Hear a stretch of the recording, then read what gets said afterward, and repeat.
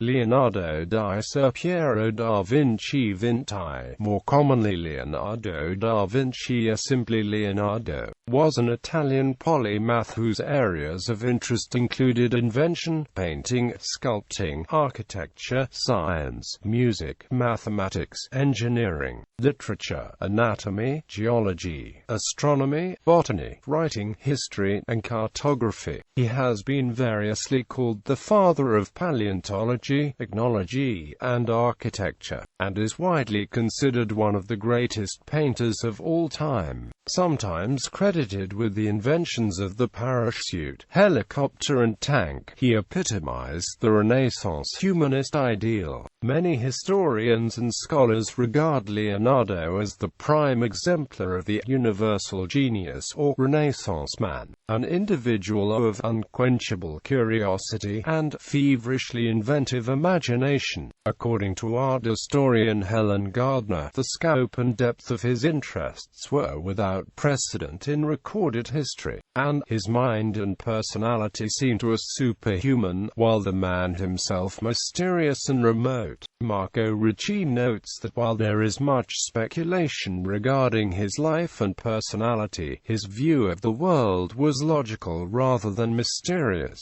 and that the empirical methods he employed were unorthodox for his time. Born out of wedlock to a notary, Piero da Vinci, and a peasant woman, Caterina ʻvintʃi, in the region of Florence, Leonardo was educated in the studio of the renowned Florentine painter Andrea del Verrocchio. Much of his earlier working life was spent in the service of Ludovico il Moro in Milan. He later worked in Rome, Bologna and Venice, and he spent his last years in France at the home awarded to him by Francis I of France. Leonardo was, and is, renowned primarily as a painter. Among his works, the Mona Lisa is the most famous and most parodied portrait, and The Last Supper the most reproduced religious painting of all time. The fame approached only by Michelangelo's The Creation of Adam. Leonardo's drawing of the Vitruvian Man is also regarded as a cultural icon, being reproduced on items as varied as the euro coin, textbooks,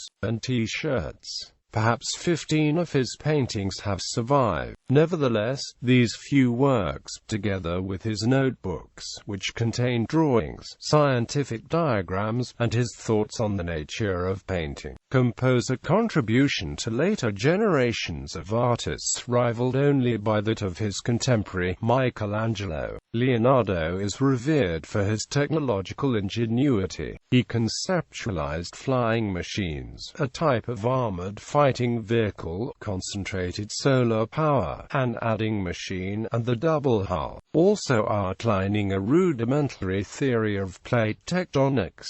Relatively few of his designs were constructed or even feasible during his lifetime, as the modern scientific approaches to metallurgy and engineering were only in their infancy during the Renaissance. Some of his smaller inventions, however, such as an automated bobbin winder and a machine for testing the tensile strength of wire, entered the world of manufacturing unheralded. A number of Leonardo's most practical inventions are nowadays displayed as working models at the Museum of Vinci. He made substantial discoveries in anatomy, civil engineering, optics, and hydrodynamics, but he did not publish his findings, and they had no direct influence on later science. Today, Leonardo is widely considered one of the most diversely talented individuals ever to have lived. Life. Childhood. 1452 to 1466. Leonardo was born on the 15th of April 1452 at the third hour of the night, in the Tuscan hill town of Vinci, in the lower valley of the Arno River in the territory of the Medici-ruled Republic of Florence. He was the out-of-wedlock son of the wealthy Messer Piero Fruosino di Antonio da Vinci, a Florentine legal notary, and Caterina, a peasant. Leonardo had no surname in the modern sense, da Vinci, simply meaning of Vinci. His full birth name was Leonardo di Ser Piero da Vinci, meaning Leonardo of Ser Piero from Vinci. The inclusion of the title Sir indicated that Leonardo's father was a gentleman. Little is known about Leonardo's early life. He spent his first 5 years in the hamlet of Anciano in the home of his mother, and from 1457 lived in the household of his father, grandparents and uncle, Francesco, in the small town of Vinci. His father had married a 16-year-old girl named Albiera Amadori, who loved Leonardo but died young in 1465 without children. When Leonardo was 16, his father married again to 20-year-old Francesca Lanfredini, who also died without children. Piero's legitimate heirs were born from his third wife Margherita di Guglielmo and his fourth and final wife, Lucrezia Cortegiani. In all, Leonardo had 12 half-siblings, who were much younger than him and with whom he had very few contacts, but they caused him difficulty after his father's death in the dispute over the inheritance. Leonardo received an informal education in Latin, geometry and mathematics. In later life, Leonardo recorded only 2 childhood incidents. One, which he regarded as an omen, was when a kite dropped from the sky and hovered over his cradle, its tail feathers brushing his face. The second occurred while he was exploring in the mountains. He discovered a cave and was both terrified that some great monster might lurk there and driven by curiosity to find out what was inside. Leonardo's early life has been the subject of historical conjecture. Vasari, the 16th-century biographer of Renaissance painters, tells of how a local peasant made himself a round shield and requested that Ser Piero have it painted for him. Leonardo responded with a painting of a monster spitting fire that was so terrifying that Ser Piero sold it to a Florentine art dealer, who sold it to the Duke of Milan. Meanwhile, having made a profit, Ser Piero bought a shield decorated with a heart pierced by an arrow, which he gave to the peasant. Verrocchio's workshop, 1466–76. In 1466, at the age of 14, Leonardo was apprenticed to the artist Andrea di Cione, known as Verrocchio, whose bottega was one of the finest in Florence. He apprenticed his Agarzone to Andrea del Verrocchio, the leading Florentine painter and sculptor of his day. Other famous painters apprenticed or associated with the workshop include Domenico Ghirlandaio, Perugino, Botticelli, and Lorenzo di Credi. Leonardo would have been exposed to both theoretical training and a vast range of technical skills, including drafting, chemistry, metallurgy, metalworking, plaster casting, leather working, mechanics and carpentry, as well as the artistic skills of drawing, painting, sculpting and modeling. Much of the painted production of Verrocchio's workshop was done by his employees. According to Vasari, Leonardo collaborated with Verrocchio on his The Baptism of Christ, painting the young angel holding Jesus's robe in a manner that was so far superior to his master's that Verrocchio put down his brush and never painted again. On close examination, the painting reveals much that has been painted or touched up over the tempera using the new technique of oil paint. With the landscape, the rocks that can be seen through the brown mountain stream and much of the figure of Jesus bearing witness to the hand of Leonardo. Leonardo may have been the model for 2 works by Verrocchio, the bronze statue of David in the Bargello and the Archangel Raphael in Tobias and the Angel. By 1472, at the age of 20, Leonardo qualified as a master in the Guild of St. Luke, the Guild of Artists and Doctors of Medicine. But even after his father set him up in his own workshop, his attachment to Verrocchio was such that he continued to collaborate with him. Leonardo's earliest known dated work is a drawing in pen and ink of the Arno Valley, drawn on 5 August 1473. Professional life, 1476 to 1513. Florentine court records of 1476 show that Leonardo and 3 other young men were charged with sodomy but acquitted. Homosexual acts were illegal in Renaissance Florence. For that date until 1478 there is no record of his work or even of his whereabouts.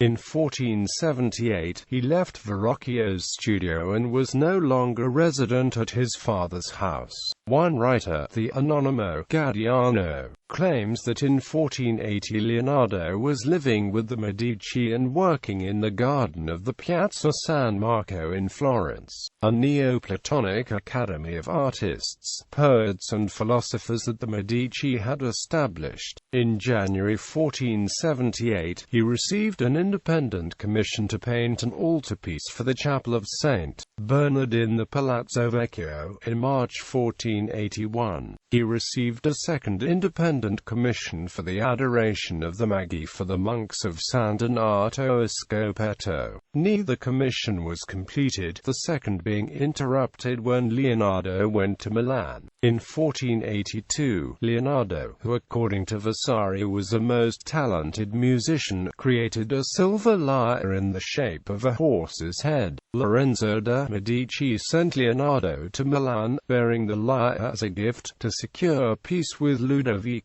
Sforza, Duke of Milan. At this time Leonardo wrote an often quoted letter describing the many marvelous and diverse things that he could achieve in the field of engineering and informing Ludovico that he could also paint. Leonardo worked in Milan from 1482 until 1499. He was commissioned to paint the Virgin of the Rocks for the Confraternity of the Immaculate Conception and the Last Supper for the Monastery of Santa Maria del Grazie. In the spring of 1485, Leonardo traveled to Hungary on behalf of Ludovico to meet Matthias Corvinus, for whom he is believed to have painted a Holy Family. Between 1493 and 1495, Leonardo listed a woman called Caterina among his dependents in his taxation documents. When she died in 1495, the list of funeral expenditures suggests that she was his mother. Leonardo was employed on many different projects for Ludovico, including the preparation of floats and pageants for special occasions, designs for a dome for Milan Cathedral and a model for a huge equestrian monument to Francesco Sforza, Ludovico's predecessor. 70 tons of bronze were set aside for casting it. The monument remained unfinished for several years, which was not unusual for Leonardo. In 1492, the clay model of the horse was completed. It surpassed in size the only 2 large equestrian statues of the Renaissance, Donatello's Gatmelata in Padua and Verrocchio's Bartolomeo Colleoni in Venice, and became known as the Gran Cavallo. Leonardo began making detailed plans for its casting. However, Michelangelo insulted Leonardo by implying that he was unable to cast it. In November 1494, Ludovico gave the bronze to be used for cannon to defend the city from invasion by Charles VIII. At the start of the Second Italian War in 1499, the invading French troops used the life-size clay model for the Gran Cavallo for target practice. With Ludovico Sforza overthrown, Leonardo, with his assistant-aligned friend, the mathematician Luca Pacioli, fled Milan for Venice, where he was employed as a military architect and engineer, devising methods to defend the city from naval attack. On his return to Florence in 1500, he and his household were guests of the Servite monks at the monastery of Santissima Annunziata and were provided with a workshop where, according to Vasari, Leonardo created the cartoon of the Virgin and Child with St. Anne and St. John the Baptist, a work that won such admiration that men and women, young and old, flocked to see it as if they were attending a great festival. In Cesena in 1502, Leonardo entered the service of Cesare Borgia, the son of Pope Alexander VI, acting as a military architect and engineer and traveling throughout Italy with his patron. Leonardo created a map of Cesare Borgia's stronghold, a town plan of Imola, in order to win his patronage. Maps were extremely rare at the time, and it would have seemed like a new concept. Upon seeing it, Cesare hired Leonardo as his chief military engineer and architect. Later in the year, Leonardo produced another map for his patron, one of Chiana Valley, Tuscany, so as to give his patron a better overlay of the land and greater strategic position. He created this map in conjunction with his other project of constructing a dam from the sea to Florence, in order to allow a supply of water to sustain the canal during all seasons. Leonardo returned to Florence, where he rejoined the Guild of St. Luke on the 18th of October 1503.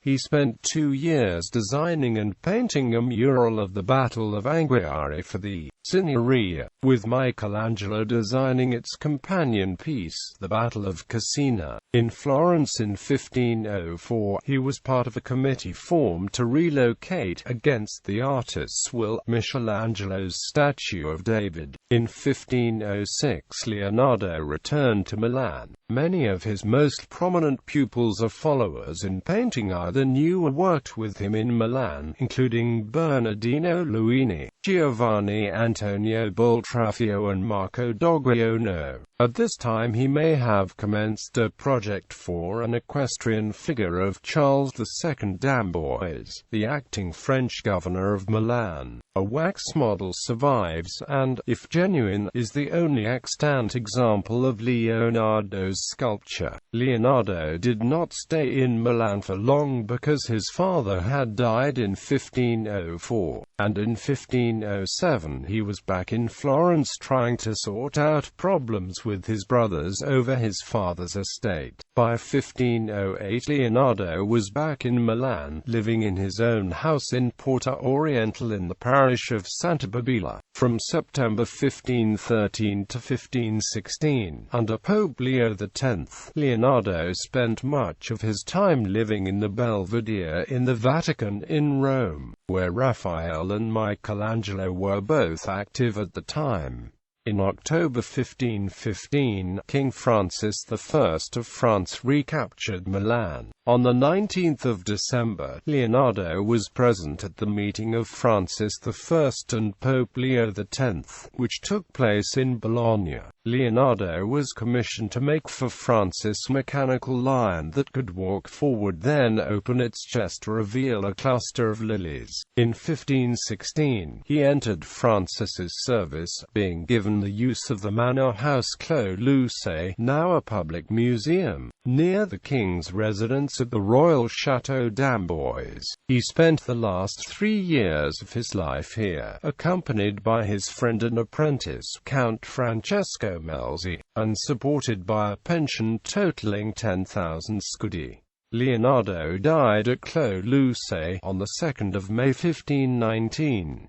Francis I had become a close friend. Vasari records that the king held Leonardo's head in his arms as he died, although this story, beloved by the French and portrayed in romantic paintings by Ingres, Menageot and other French artists, as well as by Angelica Kauffmann, may be legend rather than fact. Vasari states that in his last days, Leonardo sent for a priest to make his confession and to receive the Holy Sacrament. In accordance with his will, 60 beggars followed his casket. Melzi was the principal heir and executor, receiving, as well as money, Leonardo's paintings, tools, library and personal effects. Leonardo also remembered his other longtime pupil and companion, Solai, and his servant Battista di Villasis, who each received half of Leonardo's vineyards. His brothers received land, and his serving woman received a black cloak of good stuff, with a fur edge. Leonardo da Vinci was buried in the chapel of St. Hubert in Château d'Amboise in France. Some 20 years after Leonardo's death, Francis was reported by the goldsmith and sculptor Benvenuto Cellini as saying, "There had never been another man born in the world who knew as much as Leonardo, not so much about painting, sculpture and architecture, as that he was a very great philosopher."